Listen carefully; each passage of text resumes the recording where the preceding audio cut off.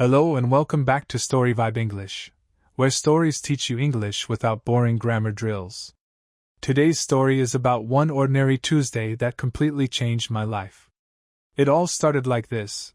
I was late, I was stressed, and I had coffee in my hand. I thought it was going to be a disaster, but it turned into something I'll never forget. I woke up to silence. No alarm, no sunlight in my room. Just the heavy feeling that something was wrong. When I finally checked my phone, my heart sank. It was 8:43 a.m. My meeting was at 9. I jumped out of bed, grabbed yesterday's jeans from the chair, and ran to the bathroom. No breakfast, no calm breathing, no time to think.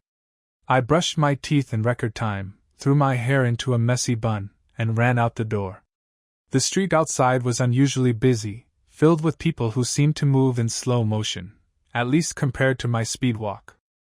I kept muttering, excuse me, as I squeezed through the crowd. Finally, I reached my favorite coffee shop. The smell of freshly ground beans wrapped around me like a warm blanket. For a second, I almost forgot I was late. But time was ticking. I ordered my usual. Large cappuccino, extra hot, please. The barista smiled, called out, coming right up. I grabbed the cup, turned toward the door. And that's when it happened.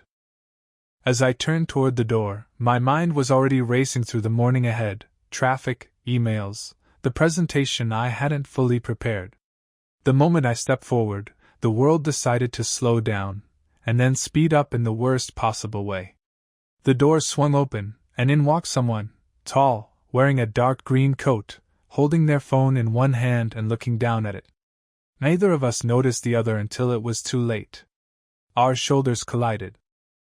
The paper cup in my hand tilted forward, and a wave of hot cappuccino leapt over the rim. It splashed onto the green coat, leaving a large, ugly stain. The smell of coffee filled the air, stronger than before, but now mixed with the scent of pure embarrassment. I froze for half a second, my brain screaming, apologize! Apologize now! My voice finally caught up. Oh my gosh, I'm so sorry! I wasn't looking, are you okay? I expected anger, maybe a sharp, watch where you're going. But instead, the person looked up at me and smiled. Not a sarcastic smile. Not the I'm pretending to be polite smile. It was warm, almost amused, as if I'd just told them a harmless joke. It's fine, they said. Maybe it's a sign. A sign?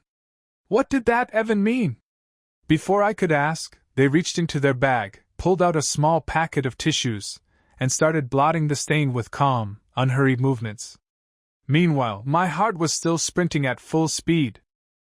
I offered to pay for dry cleaning, to buy them another drink, anything, but they shook their head. Seriously. Don't worry. Sit with me for a moment? It was the last thing I had time for. And yet, something about the way they said it made me pause. For a split second, my brain ran through the checklist of reasons to say no. You're late. You have a meeting. This is a stranger. You don't even know their name. But there was something in their tone, calm, steady, like an anchor dropped into my stormy morning, that made all those reasons fade. I glanced at the clock on my phone. 8:57 a.m. If I left right now, I might still make it to the office just as the meeting started. If I stayed, well, I had no idea what would happen. Just 5 minutes, I told myself, as if I could control how long I'd actually be there. We found a small table in the corner of the coffee shop. It was half hidden behind a tall plant, giving us a little cocoon of privacy away from the morning rush. The stranger, still in their coffee-stained green coat, set their phone face down on the table and gave me their full attention. Rough morning? They asked, with the kind of curiosity that feels safe. I laughed, maybe louder than I should have. Yeah. I overslept, skipped breakfast, and now I've ruined your coat. They tilted their head. Or maybe you've just given me an excuse to talk to someone interesting. I didn't know what to say to that. No one had ever turned my clumsy accident into a compliment before. They introduced themselves, Alex, and told me they had just moved to the city 3 weeks ago. No family here, no friends yet, just a new job that hadn't started and a lot of quiet mornings in coffee shops. Something in their honesty disarmed me. We started talking, at first about the usual safe topics: the weather, the city, favorite coffee drinks. But the conversation began to shift into deeper territory without us even trying. Dreams, fears, the little turning points in life that no one else ever hears about. The coffee in my cup grew cold. I didn't notice. I also didn't notice the time. At some point, I glanced at the clock on the wall behind Alex. 9:32 a.m. The meeting had started 30 minutes ago. By now, my boss had probably noticed my empty chair. Normally, this would have triggered full panic mode, sweaty palms, racing thoughts, the desperate urge to run. But in that moment, I just didn't care. It wasn't that my job didn't matter. It did. But sitting there, across from someone who seemed to listen with their whole attention, felt rare. Like finding a warm light in a room you didn't know was dark. Alex was telling me about the time they almost moved to Italy but didn't, how they still wondered what life would be like if they had. They laughed at themselves for being too careful in life, then took a sip of their coffee and said, "Sometimes I think the universe tries to give us detours, and we're too busy following the map to notice." The words landed harder than I expected. A detour. That was exactly what this felt like. I reached into my bag, pulled out my phone, and opened my work chat. Before I could overthink it, I typed, "Running late, might not make it in today. We'll update you later." I hit send, locked the phone, and placed it face down on the table, just like Alex's. "Okay," I said, leaning back in my chair. "I'm yours for the morning."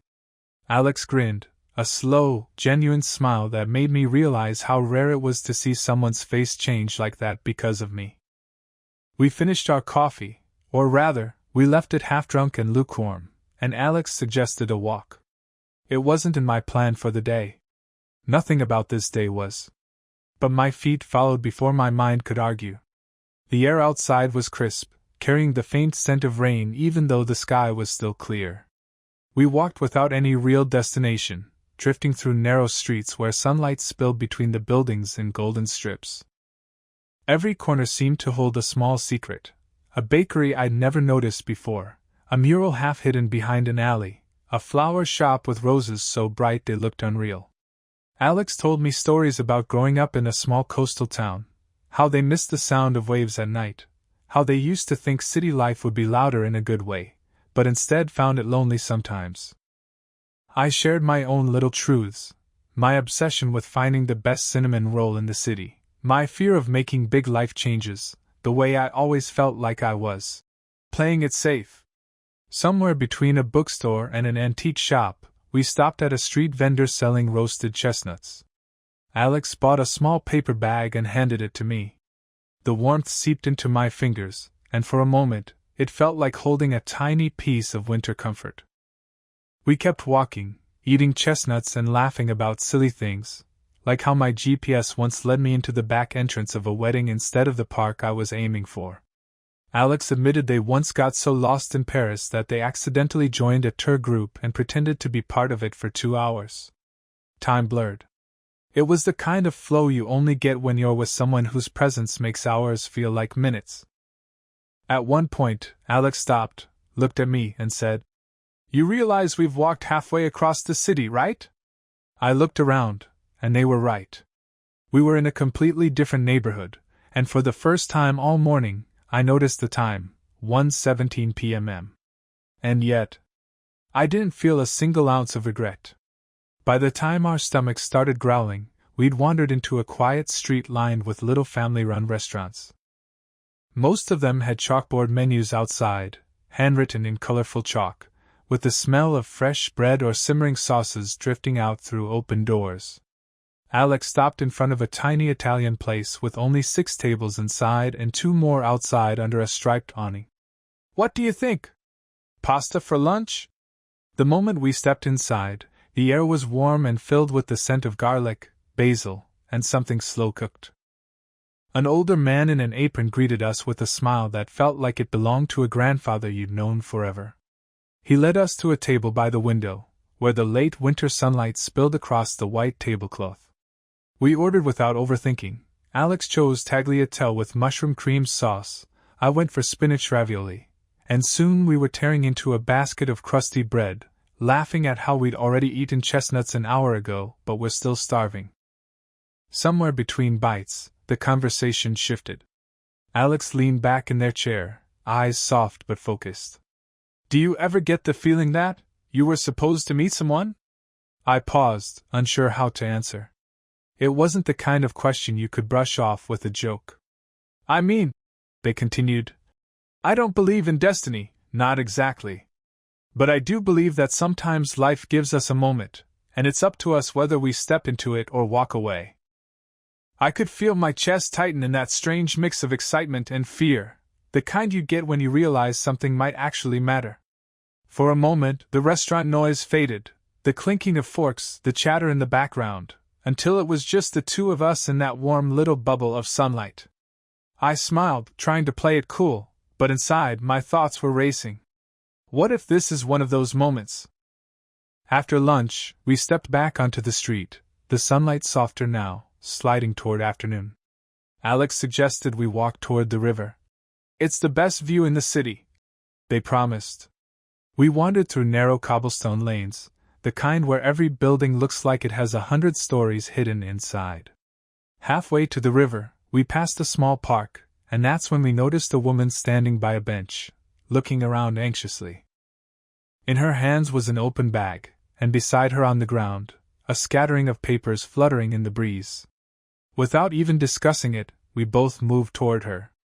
Alex knelt down, catching one sheet before it blew into the fountain. I chased another that had landed in the grass. Soon, the three of us were laughing as we tried to corral the runaway papers, darting around like kids in a playground. When we finally handed the stack back to her, she pressed her hand to her chest and said, Thank you, thank you. These are my students' exams. I don't know what I would have done without them. We waved goodbye, and as we walked away, Alex glanced at me with a grin. See? Detours. The word made me smile. It was like our little secret code now. Every unexpected turn, every small interruption in the day, wasn't an inconvenience anymore.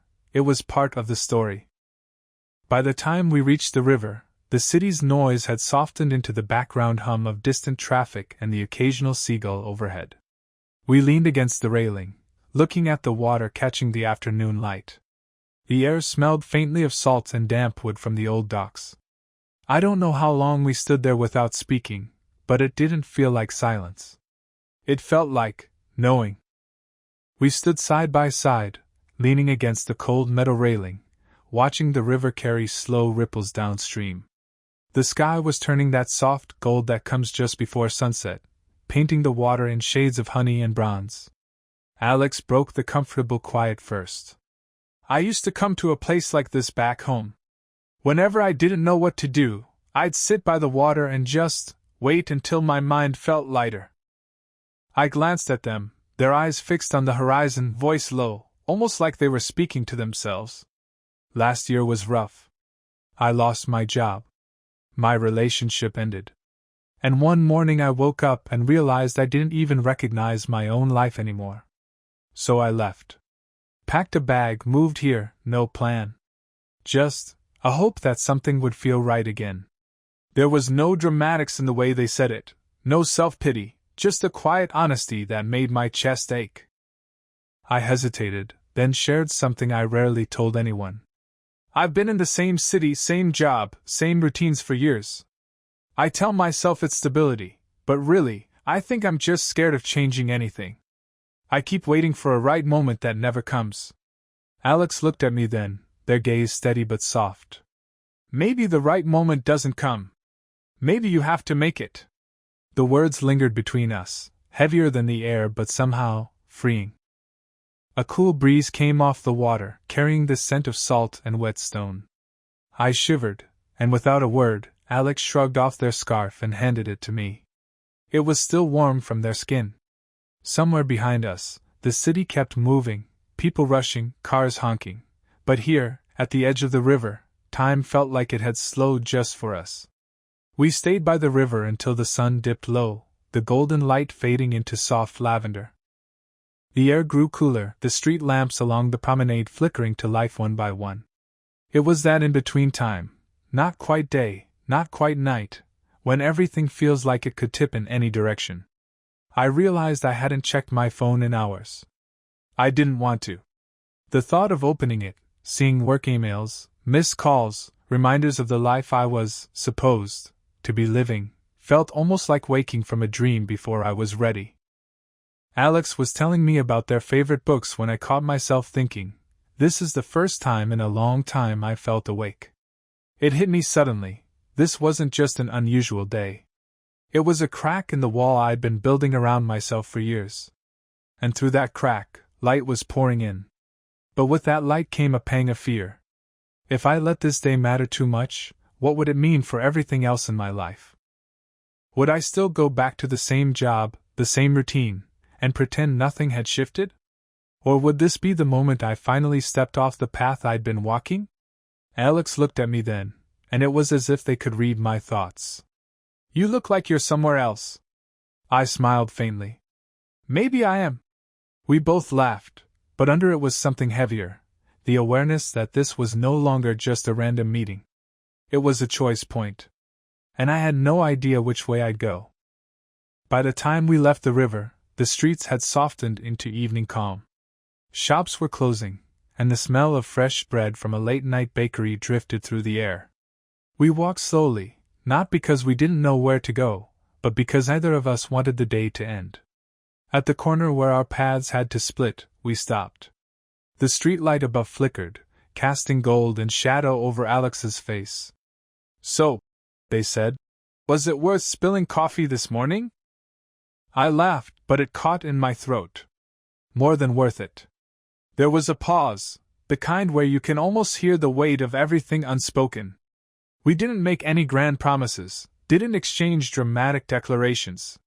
Just a simple exchange of numbers, a quiet smile, and a "See you soon." As I walked away, scarf still wrapped around my neck, I realized my day had started in chaos. Late alarm, rushing, spilled coffee, but somehow, it had given me something I didn't even know I was missing. When I finally reached home, I set my phone on the table, untouched by work notifications, and stood for a moment in the stillness. My life hadn't changed yet, not in any obvious way. But deep down I knew. It had already begun. And that's where we'll leave today's story, a simple day, a spilled coffee, and a choice that might just change everything.